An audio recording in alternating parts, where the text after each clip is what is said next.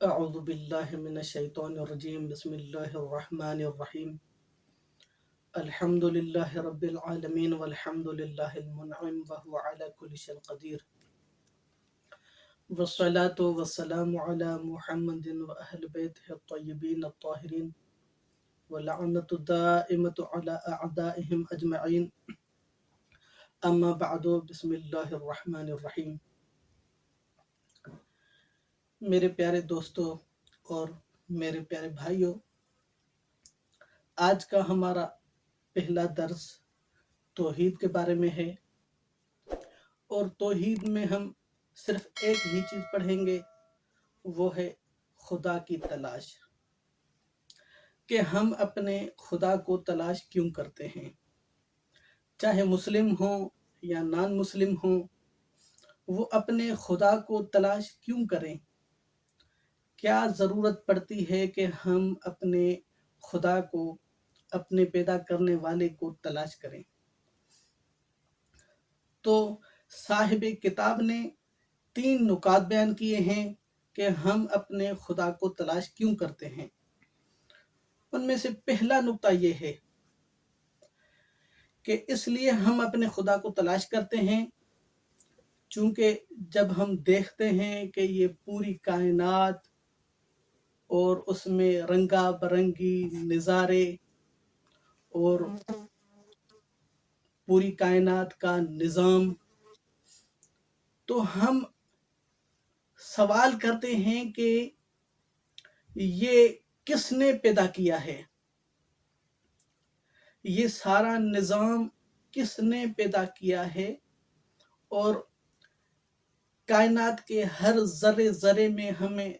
نظم و ضبط جو نظر آتا ہے وہ کس نے رکھا ہے، اور کائنات کے ہر ذرے ذرے میں یہ جو اتنی خوبصورتی ہے، وہ خوبصورتی کس نے رکھی ہے، یہ کاریگر کون ہے؟ اس کاریگر کو ہم تلاش کرنے کے لیے اپنے خدا کو تلاش کرتے ہیں۔ اور دوسری بات اور دوسرا نکتہ خدا کی تلاش کا وہ کیا ہے؟ وہ یہ ہے شکر گزاری کا احساس۔ جب ہم دیکھتے ہیں کہ ہمارے خدا نے لامحدود نعمات پیدا کی ہیں ہمارے لیے، وہ سب نعمات مفت میں مل رہی ہیں، تو یہ محسن ہے کون؟ بن مانگے جنہوں نے اتنی نعمات سے ہمیں نوازا ہے،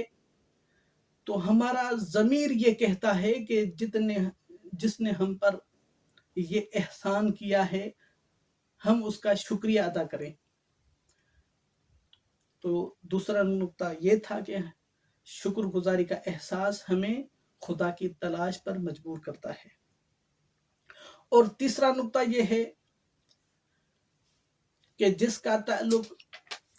ہمارے فائدے اور نقصان سے ہے، تو اس کو ہم عبارت میں انشاءاللہ پڑھیں گے اور اس سے استفادہ کریں گے۔ پہلا سبق توحید، خدا کی تلاش۔ خالق کائنات کی معرفت حاصل کرنا اس لیے ضروری ہے کہ سب سے پہلے اس وسیع و عریض کائنات کے سربستہ راز جاننے کا شوق ہم سب کے دلوں میں ہوتا ہے۔ یقیناً ہم سب جاننا چاہتے ہیں کہ جگمگاتے ستاروں سے بھرا یہ آسمان اور دل فریب نظاروں سے بھری یہ زمین، اور اس میں ان گنت مخلوق، بہتے جھرنے حسین وادیاں، چہچہاتے پرندے، چوکڑیاں بھرتے چوپائے، چھوٹی بڑی مچھلیاں، شور مچاتے دریا، لق و دق و صحرا، ہرے بھرے جنگل، فلک بوس پہاڑ، سر و قد درخت اور رنگ برنگ کے پھول، کیا خود بخود پیدا ہو گئے ہیں، یا یہ سارے دلکش و نگار کسی کاریگر کے ہاتھوں کی کاریگری ہے؟ اس کے علاوہ ہمارے ذہنوں میں یہ سوال بھی ابھرتے ہیں کہ ہم کہاں سے آئے ہیں، کہاں ہیں، اور کہاں جا رہے ہیں۔ اس بات کو علامہ اقبال نے یوں کہا ہے: حیراں ہے بو علی کے میں آیا کہاں سے ہوں، رومی یہ سوچتا ہے کہ جاؤں کدھر کو میں۔ اگر ہمیں ان تینوں سوالات کے صحیح جوابات مل جائیں تو یہ ہماری خود خوش بختی ہوگی، یعنی ہمیں یہ معلوم ہو جائے کہ ہماری زندگی کا آغاز کہاں سے ہوا، آخر کار ہم کہاں جائیں گے، اور اس دنیا میں ہم کیا کرنے آئے ہیں۔ ہمارا شوق جستجو ہمیں مجبور کرتا ہے کہ ہمیں ان سوالات کے جوابات حاصل کیے بغیر آرام سے نہیں بیٹھنا چاہیے۔ اگر کار کے حادثے میں کوئی آدمی بے ہوش ہو جائے اور اسے علاج کے لیے ہسپتال لے جایا جائے تو جب بھی اسے ہوش آئے گا وہ اپنے ارد گرد کے لوگوں سے سب سے پہلے یہی پوچھے گا کہ میں کہاں ہوں، مجھے یہاں کیوں لایا گیا ہے، اور میں یہاں سے کب جاؤں گا۔ اس مثال سے ظاہر ہوتا ہے کہ انسان کے ذہن میں اس قسم کے سوالات پیدا ہوتے رہتے ہیں اور وہ ان کے جوابات کی تلاش میں رہتا ہے، لہذا پہلی چیز جو اس کائنات کے پیدا کرنے والے کی معرفت حاصل کرنے پر ابھارتی ہے وہ ہماری روح کی پیاس ہے۔ اور دوسرا نکتہ کہ ہم اپنے خدا کو تلاش کیوں کرتے ہیں۔ خالق کائنات کی معرفت حاصل کرنے کی دوسری وجہ شکر گزاری کا احساس ہے۔ فرض کیجئے کہ آپ کو ایک دعوت میں مدعو کیا جاتا ہے اور وہاں آپ کی خوب پذیرائی کی جاتی ہے، لیکن چونکہ آپ کو آپ کے بڑے بھائی کی وجہ سے مدعو کیا گیا ہے اور میزبان آپ کے بھائی کا دوست ہے جسے آپ نہیں جانتے ہو، تو اس دعوت میں آنے کے بعد آپ یہی چاہیں گے کہ آپ اپنے میزبان کو پہچان لیں تاکہ اس کا شکریہ ادا کریں۔ ہم بھی جب اس کائنات پر نظر ڈالتے ہیں اور خالق کائنات کی عطا کردہ انواع و اقسام کی نعمتوں کا مشاہدہ کرتے ہیں، مثلا دیکھنے کے لیے آنکھیں، سننے کے لیے کان، سوچنے کے لیے دماغ، مختلف قسم کی جسمانی و ذہنی طاقتیں اور صلاحیتیں، زندگی کے بے شمار سہولتیں اور پاک و پاکیزہ روزی، تو بے اختیار یہ خیال آتا ہے کہ ان تمام نعمتوں کے عطا کرنے والے منعم کو پہچانیں کہ وہ آخر کون ہے، اگرچہ وہ ہمارے شکریہ کا محتاج نہیں، مگر ہم چاہتے ہیں کہ اس کا شکریہ ضرور ادا کریں، اور جب تک ہم اس کا شکر ادا نہیں کرتے ہم اپنے اندر ایک بے چینی سی محسوس کرتے ہیں۔ یہ احساس اس بات کا ثبوت ہے کہ خدا کی معرفت حاصل کرنے کی خواہش انسان کی فطرت میں موجود ہے۔ تیسرا نکتہ اور آخری نکتہ وہ یہ ہے کہ خدا کی معرفت حاصل کرنے کی ایک اور وجہ یہ ہے کہ اس سے ہمارے نفع و نقصان کا تعلق ہے۔ فرض کیجئے کہ آپ دوران سفر ایک ایسے چوراہے پر پہنچتے ہیں جہاں پر بہت ہنگامہ ہو رہا ہے اور وہاں موجود لوگ آپ سے کہتے ہیں کہ اس چوراہے پر نہ رکیے، یہاں پر رکنا خطرناک ہے، لیکن ہر کوئی آپ کو ایک الگ سمت میں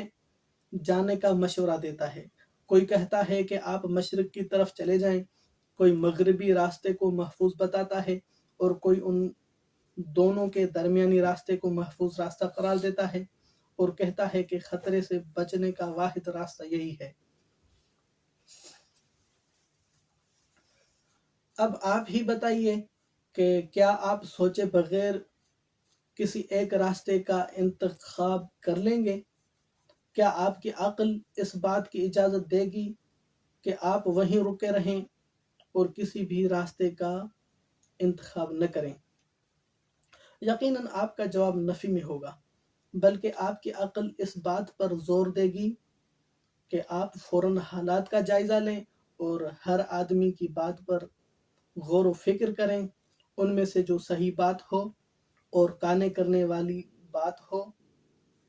اس کو مان لیں، اور پھر اطمینان کے ساتھ اس راستے پر آگے بڑھ جائیں جو آپ کو بحفاظت منزل تک لے جائے۔ اس دنیاوی زندگی میں بھی ہمیں ایسے ہی حالات کا سامنا کرنا پڑتا ہے۔ مختلف مذاہب ہمیں اپنی طرف دعوت دیتے ہیں، مگر چونکہ ہمارا مستقبل، ہماری نیک بختی اور بدبختی، ہماری کامیابی اور ناکامی کا دار و مدار صحیح راستے کے انتخاب پر موقوف ہے، اس لیے ضروری ہے کہ ہم خوب غور و فکر سے کام لیں اور ایک راستے کا انتخاب کریں جو ہماری ترقی اور تکامل کا ضامن ہو، اور ایسے راستے سے اجتناب کریں جو ہمارے لیے خطرے اور نقصان کا باعث بن جائے۔ یہ بات بھی ایک بہترین دلیل ہے جو ہمیں اس کائنات کے خالق کے بارے میں سوچنے کی دعوت دیتی ہے۔ چنانچہ اللہ تعالی قرآن مجید میں ارشاد فرماتا ہے، بسم اللہ الرحمن الرحیم، فبشر عباد الذین یستمعون القول فیتبعون احسنہ اولئک الذین ہداہم اللہ واولئک هم اولو الالباب۔ میرے ان بندوں کو بشارت دیجئے جو باتوں کو غور سے سنتے ہیں اور پھر بہترین بات کی پیروی کرتے ہیں، یہی ہے جنہیں اللہ نے ہدایت دی ہے اور یہی عقل مند ہیں۔ والسلام علیکم ورحمۃ اللہ وبرکاتہ۔